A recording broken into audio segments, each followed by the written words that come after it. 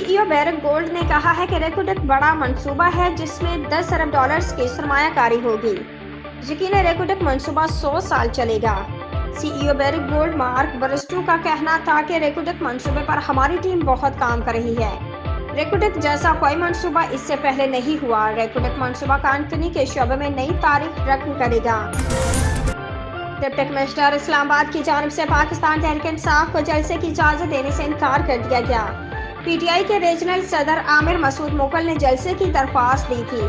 ताहम deputy commissioner Islamabad ने तहरीक इंसाफ को 30 मार्च को जलसे की इजाजत देने से इनकार कर दिया।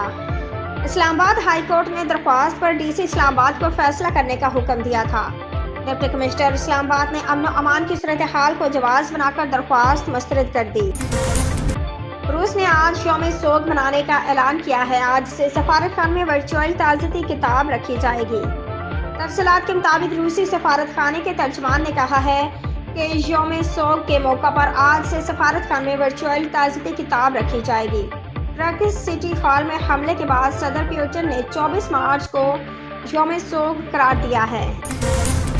लाहौर समेत पंजाब के मुख्तलिफ इलाकों में रात के कहीं हल्की कहीं तेज बारिश हुई है, जिससे मौसम खुशगवार हो गया है। तफसीलात के मुताबिक पंजाब के मुख्तलिफ शहर लाहौर, फैसलाबाद, ओकाड़ा, साहिवाल, खानेवाल, हाफिजाबाद, जलालपुर, भटियां, टिब्बा, सुल्तानपुर, हवेली, लखा, हुजरा, शाह मुकीम में कहीं हल्की कहीं तेज बारिश से मौसम बदल गया।